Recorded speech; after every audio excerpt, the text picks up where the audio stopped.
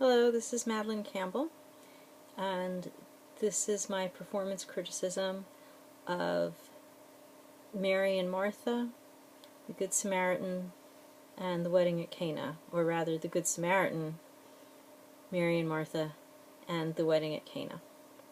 These were my three new stories,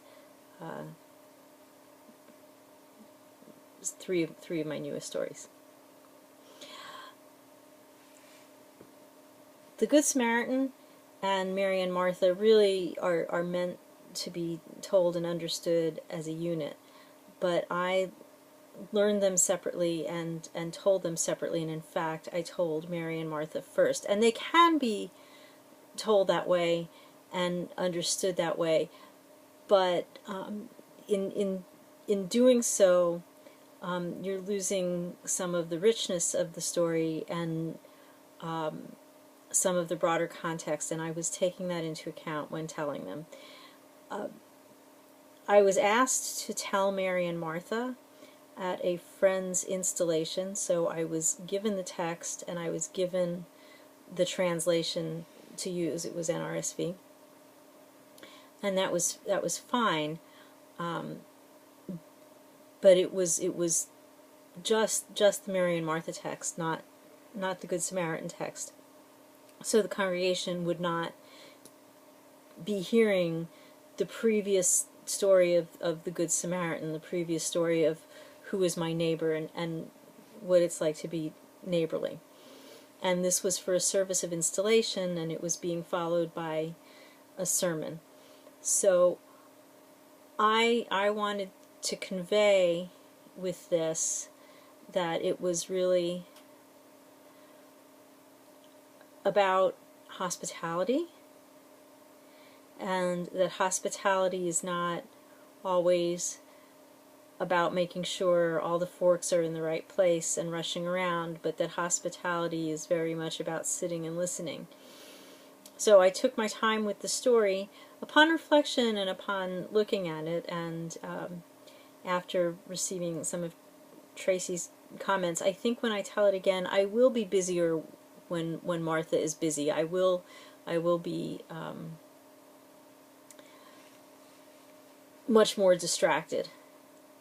I kept to a slower pace throughout the whole story because I wanted to convey this aspect of hospitality, being slower, slowing down. I really wanted to drive that home, but I think I could still drive it home and have Martha be much busier and faster. And I also did get a little distracted by some feedback and some difficulty with the sound system at the very beginning, which we have to just go with and move along, but it did interrupt the story at the very beginning. So that was my main goal with Mary and Martha, to get across the idea of hospitality and of being with the other person. It's also, in the culture, I wanted to make it clear that it was highly unusual for a woman to sit down at a man's feet and to listen. That was not typical of the time. That's not what a woman would do. So I wanted to also drive home that Mary was being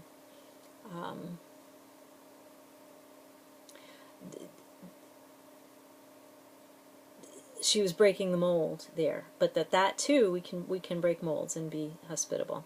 So I wanted that to be obvious.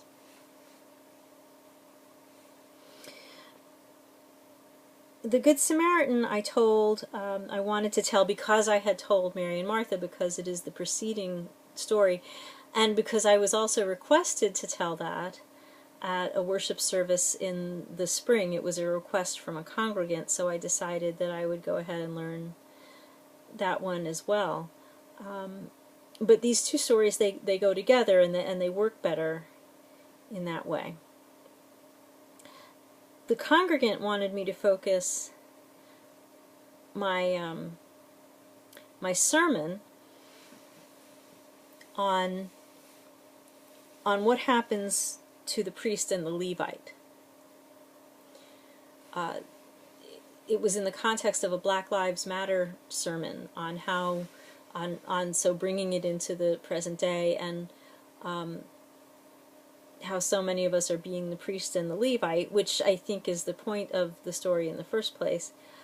But what happens to the priest and the Levite? So I really wanted to drive home in this story that the man who's asking the questions already knows the answer. Jesus makes it clear to him that he knows the answer. So I wanted to show that Jesus will talk to him and give him the answer, but Jesus is kind of over this crap already. You should know this. So there's eye rolling, and there's, really? Really? What is written in the law? What did you read there? I wanted to show Jesus is fed up with this guy, and fed up with these people who don't understand that everyone is our neighbor. And I also wanted to make it clear, because we're very good at othering people, that the Samaritan has means. The Samaritan is not a poor man. He takes out 2 denarii, and we don't have to know. I didn't feel the need to stop the story and explain how much money 2 denarii would be, how much that's worth, but rather to make a big deal of it being 2 denarii, so that people know he took out some real cash, and he had an animal. He put him on his own animal, so that we understand that you can be othered, you can be someone that people look down upon, and you don't have to be poor. Not everyone whom we other and whom we look down upon and whom we turn up our noses upon is a poor person. It's not about poverty. It's just about othering people. So I wanted to make that clear, but I really wanted to drive home that this is stuff we should all know by now, and Jesus is just over this guy and the lawyer and his questioning, and at the end, Jesus tells him, so go and do likewise. Go, you know the answer. Go and do it. What I think you can't hear on the recording, but what was very funny in the moment was when I told this in church. There is a congregant who is legally blind, so she is listening to the story, and I know she couldn't see it very well.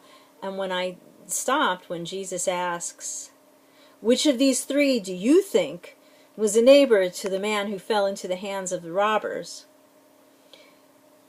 And then I paused for a moment to allow the man to answer and to move into another position, and my blind congregant shouts out, well, the Samaritan, which I thought was delightful because she was completely engaged in the story,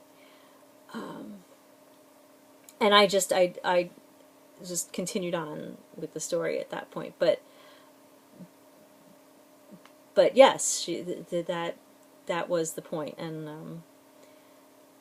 I wanted to drive home that we should all know that already. And then my final story was the wedding at Cana.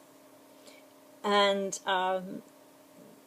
from the first time when I took storytelling in 2010, and we saw a video of some video of the wedding at Cana, something, and it just made me laugh. And because from that very time that we saw that, I knew that I was going to want to tell this story.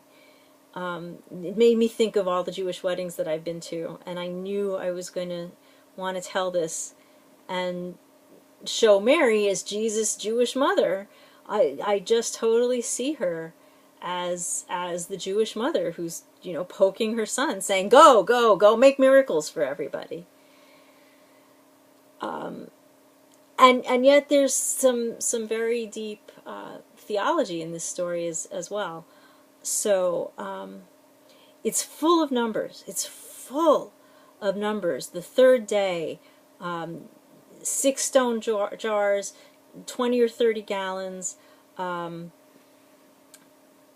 the first of his signs. So the numbers, I think, are important. So I wanted to hold up the numbers a bit, but I think the most important thing really in this story, and I do see humor in it, and I wanted to hold that up, but the most important thing for me is